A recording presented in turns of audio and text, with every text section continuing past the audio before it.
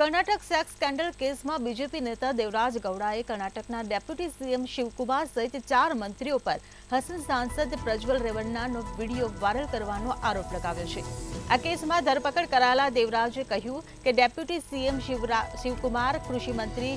चालुभाई राजस्वामी, महसूल मंत्री कृष्णा गौड़ा और पंचायत राज मंत्री प्रियंक खड़गे पेनड्राइव लीक करवाना षड्यंत्र में सामेल है। देवराजे कह્યું કે डेप्यूटी सीएम डीके शिवकुमारे मने आ केस द्वारा प्रधानमंत्री भाजप और जेडीएस नेता कुमारस्वामी छवि खराब करवा माटे कह्युं हतुं।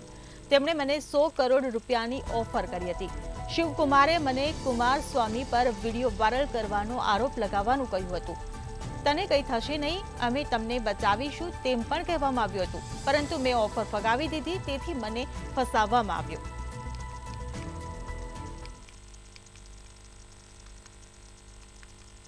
कर्नाटक सेक्स कांड में पहली बार एवं बन्यु छे के देवराजे जे रीते प्रेस कॉन्फ्रेंस करी छे अने पूर्व पीएम देवराजे द्वारा कहेवामां आव्युं छे के जे कार्यवाही करवानी होय ते कार्यवाही जो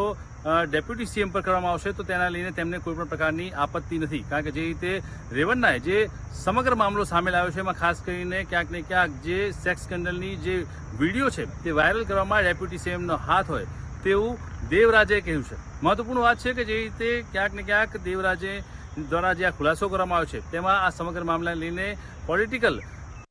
3 થી 4 नेताओना हाथ होय तेवुं सामे आवी रह्युं छे। महत्वपूर्ण छे के जे रीते अत्यारे हालमां समग्र मामलाने लईने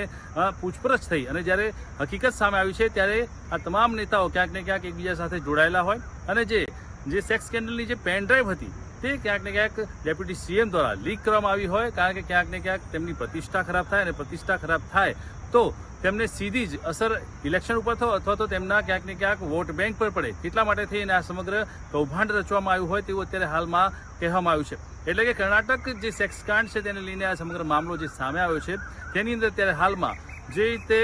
દેવરાજે દ્વારા કહેવામાં આવ્યું છે કે ડેપ્યુટી સીએમ સામે જો કોઈ કરવામાં આવશે તો તેમને કોઈ પણ પ્રકારનો વાંધો નથી। અને જે રીતે આ સમગ્ર સેક્સ કાંડ વિવાદિત થયું હતું તેમાં જે રીતે વિડીયો વાયરલ થયા ત્યારબાદ 10 તારીખના રોજ તેમને જેલવાસ કરવામાં આવ્યો હતો અને ત્યારબાદ જ્યારે તેઓ બહાર આવ્યા ત્યારબાદ તેમણે પ્રથમવાર આ પ્રેસ કોન્ફરન્સનું આયોજન કર્યું છે અને તેમણે કહ્યું છે કે આ સેક્સ કાંડની અંદર જે મંત્રીઓ સંડોવાયેલા છે તેને લઈને ક્યાંક ને ક્યાંક આ સમગ્ર મામલાની અંદર જો તપાસ કરવામાં આવશે તો હકીકત મોટી બહાર આવશે અને ડેપ્યુટી સીએમ કે જેમણે તેમને આ સમગ્ર મામલાને ક્યાંક ઉજાગર કર્યો છે અથવા તો લીક કર્યો છે તો તે सेक्स कांडनी जे वीडियो वायरल करवा पाछळ जो तेमनी सामे पण कार्यवाही करवामां आवशे तो पूर्व पीएम